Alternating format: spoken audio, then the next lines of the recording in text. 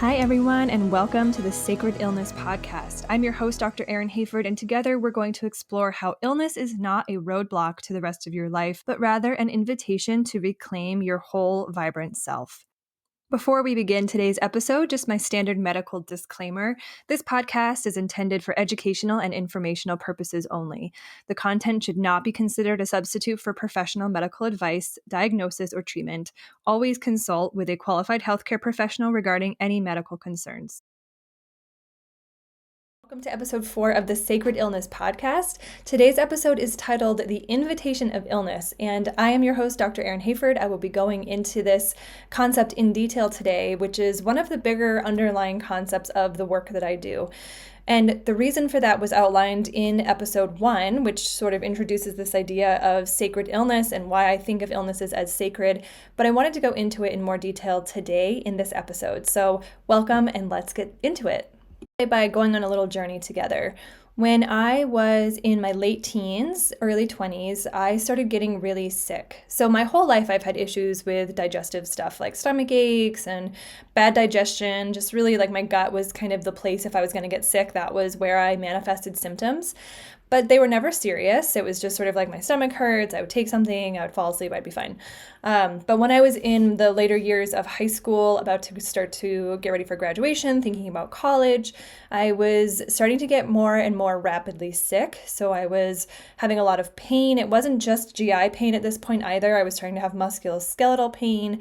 I was still having digestive issues, but they were ramping up in severity, like really, really painful stomach aches and, bowel issues, all the fun stuff that comes along with digestive complaints. Eventually, I ended up having to go see a gastroenterologist because my symptoms started getting so severe. I was really, really weak. I couldn't really stand up all that well or have a lot of energy for a sustained amount of time, which for someone in their late teens about to go to college, right? Like we think of these as like the glory days, right, of life.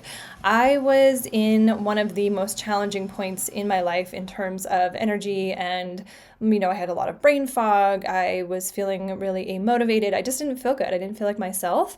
And so I ended up going to see a gastroenterologist. And after a series of tests and, various imaging studies and all the different things they have to do to work that up, which a lot of them were not fun, I was diagnosed with Crohn's disease, which is an autoimmune condition that impacts the gut. And so I was given a list of medications that I would have to take for the rest of my life. And I was also told that surgery was going to be a likely outcome of this diagnosis because that is just sort of how they think of this condition. They think of it as incurable, progressive. Usually, remission can sometimes be achieved with medications, but there always has to be something kind of damming the condition up, so to speak, like holding it back, because if you just let it go, it's going to progress. And so I had this pivotal moment with my GI doctor that I remember so clearly. It was in the mid 2000s, so like 2005-ish, when I was diagnosed. And so I remember asking my doctor, I was like 21 years old, what should I eat? Okay, so here's all these pills I have to take. I'm probably facing surgery. This is my gut. So what should I eat? Are there foods I should avoid? Are there things I should be mindful of? And this sticks in my head. And I feel like this was sort of the seed that got planted that was like, this can't be it. But he said to me, just take your pills. Don't worry about food. And to me, that was, again, the moment that sort of shifted things for me. And up until that point, I was a kid. I had just gone to the doctor, done my annual physicals, done all the things that you do as a kid growing up and going to the doctor. And I had no exposure to any other way of thinking about health or wellness or illness or anything. But there was something about him saying that really woke me up, that really made me feel like this can't be it. This is the end of the line. This is the best we can do in our world, right? When someone gets really sick, this is the best we can offer them. And I don't know, maybe I'm just stubborn, but I refused to accept that as the answer. And I didn't start, researching right then and there, but I started to pick things up here and there. So I was working at a farm at the time, and this farmer started introducing me to this concept of food as medicine, which I had already, kind of known working on a farm and being growing food for people and having this connection to plants and food in that way. But she really helped me start looking at like macronutrients and how much you need and, vitamins and minerals and like what has an impact on the body. And it just started to bring me into my body. So that was the initiation of this illness. It was like, okay, so you have two options here. You keep going about your life the way that you have been, the way that, the circumstances in which this illness came up into your life, you can continue that path, you can take your meds, you can potentially get surgery, like that path is right there. The other alternative is you start to have a deeper relationship with your body and try to figure out what your body needs and figure out why this disease was able to manifest in the first place. And so starting to talk about food was this beginning pivotal moment for me of like, okay, what is food? What is nutrition? What are nutrients? What does my body actually need to feel good? And what am I not giving it, right? And this is just not stuff that we think about really. I mean, maybe these days people do, but certainly when I was growing up, it wasn't a conversation that people were having in their late teens, early 20s about, what nutrients do I need to be healthy? Because you're usually pretty healthy at that age. You usually feel good, you have energy, you don't really have to think about stuff. And to me, that is the invitation of illness. It's this invitation to start to think about stuff, to start to tune in this way that we never would otherwise, right? We just go about our lives, we move through our day to day, and we don't really take the time to do a lot of introspection, do a lot of checking in. We have such busy, overscheduled lives, right? Like this is the American way for those who live in the US. We just kind of go about our day. We just live our lives. We do our crazy schedules. We come home exhausted. We take care of the kids. We make the dinner. We pass out in front of the TV, and then we start it all over again. And it's this really chaotic way of being. And there's a lot of reasons we disconnect from our bodies. So being busy is certainly like the icing on the cake, but I think our disconnection, or I know our disconnection from our bodies often starts young. And this is a whole other topic for another time, but there's reasons that over the years our bodies start to feel unsafe and we start to not want to connect to them and we want to not be in them, or we never learn how to pay attention to them in the first place because we have to have some sort of external perspective in order to stay safe and to take care of ourselves, right? Like there's something in our environment or in our world that doesn't feel safe, and so we have to have this more externally focused perspective, which means we neglect focusing inward on ourselves. Again, this is a bigger topic, but whatever the reason, we turn our focus out of our body to the outer world versus the inner world, then that's where we start to ignore what's going on there. We start to not understand or see or feel the things that are getting stored in our bodies and the things that are getting stuck in our bodies. We start to figure out like, who do I need to be in order to make everyone around me comfortable, in order to survive, in order to get my needs met? Who do I need to become in order to get through this life? And so again, our bodies become kind of these storage containers of emotions, of needs, of traumatic experiences, and not getting our needs met, not expressing our voice, not being our authentic self. And this is talked about a lot in that onion layer episode that was prior to this episode. And so as we are more and more disconnected, more and more piles up, our bodies try to get our attention in various ways. Life tries to get our attention in various ways, right? So depending on your belief system, things can be put in our path to try to get us to be like, this isn't working, I wonder why, or this feels really uncomfortable to my body, maybe this isn't right for me. But the usual response is that we just keep pushing. Like when a roadblock comes up, we just push harder to get through it, or we find a way around it, or we ignore it, or something like that. Illness is this really unique roadblock that gets put up in our lives that is typically we're not able to ignore it. We're not able to get around it. We're not able to just be like, meh, whatever. Like for me, I couldn't get out of bed at a period of time during my illness. There was no way I could ignore that. I was in my late teens, early 20s. I wanted to be like playing sports and going out with my friends and getting ready for college and all of these things. And I was in bed. So that became this pivotal moment in my life where I no longer could ignore what was going on. And so again, these two paths emerge. One is you can continue down the path where this illness, the path where you're living and being that same person when the illness arrived in your life, or you can choose a different way. And most of us continue the same path because we don't know that there's another way. Like I had that experience with my doctor. I wasn't given like a really exciting different path. It was like, nope, just take meds and just keep being you. You do you. Like that was the message, right? When really what I felt in the core of my being was there is another way, and I'm going to figure out what that is. And so by accepting that invitation of illness, like I said, I started to tune into my body differently. I started to consider, what does it need? What is it lacking? And part of that work can include nutrition, medications, herbal medicine, movement, spirituality. There's lots and lots and lots of ways in which we can take care of our bodies. And so all of those things become important. However, what I discovered in my journey, so for the next decade, I started to pick up little things here and there. I studied herbal medicine, eventually went to naturopathic medical school because I was like, I need to figure this out. Like everything was kind of like, that's a piece of it, that's a piece of it, that's a piece of it. I was like kind of glomming together these different options, but nothing was like it. Like this is the core of the stuff that I need to be working on, until I started to study mind-body medicine. And that's where I really started to see, not just like understand cognitively like how important that was, but I started to see the results in my own body, the shifts that started to take place when I started to get into my subconscious brain, working with those things that were stored in my body that were at that point unknown to me, because that's that subconscious, right? We put things in there, we suppress things, and they go away. As far as we know, we're not conscious of them, but they're still there.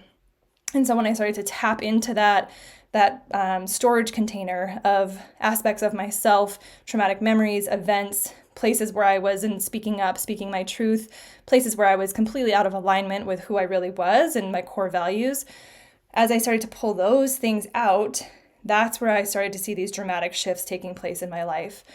And so to me, a holistic healing treatment plan has to include this work, has to include this mind, body, subconscious, unconscious, whatever, however you refer to it, work, in order to get into those things that are wiring our brain and keeping us in this state of survival and keeping us out of touch with who we really are.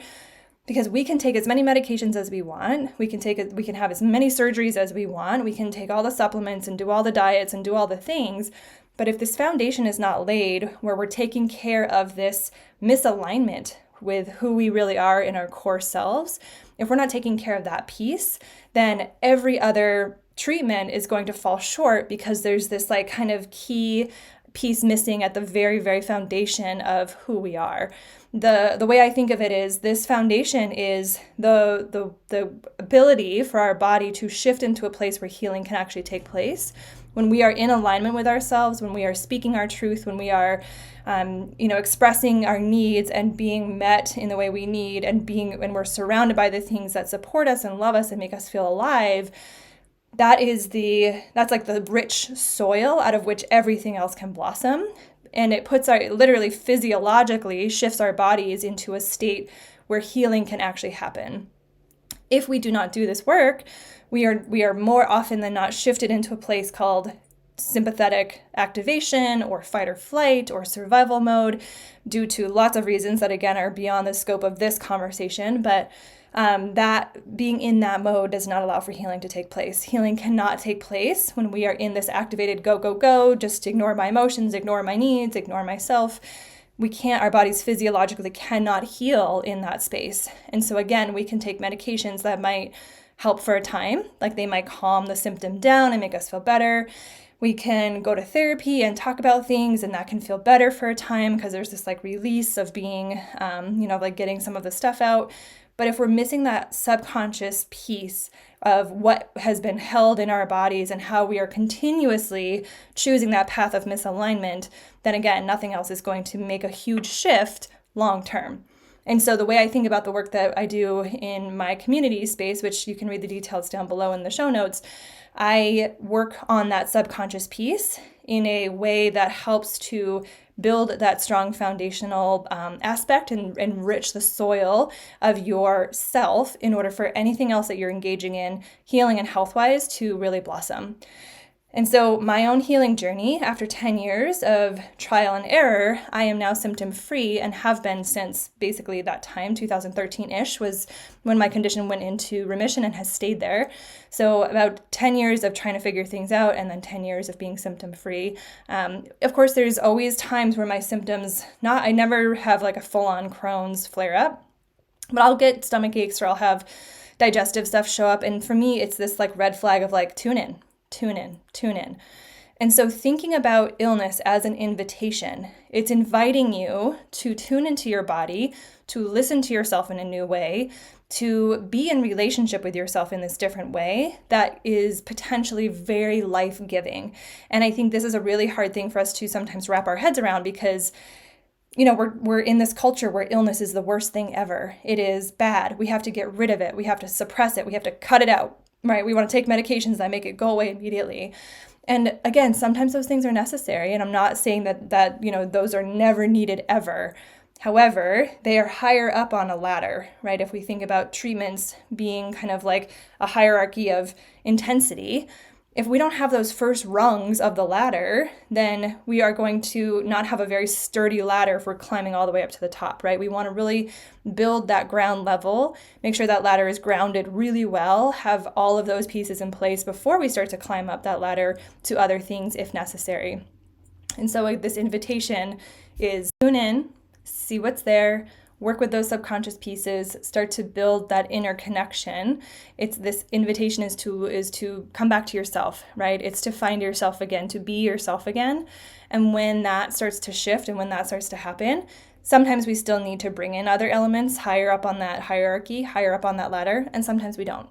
But we'll never know if we just start there and start in that suppression mode, because that tends to shove things deeper into our body and create more symptoms and more problems and more illnesses, right? Because that root issue is still there. And we see that so often when someone is treating an illness and that symptom starts to calm down, but then something else shows up, and then that has to be taken care of. And then that goes away with the new treatment, but then something else comes up. And so it's this game of whack-a-mole where we're just pushing the cause of the illness somewhere else. And to use my own condition as an example, I don't have the numbers in front of me, so I'm not going to give you exact percentages, but there is, a lot of people will get surgery on their gut to remove the diseased part.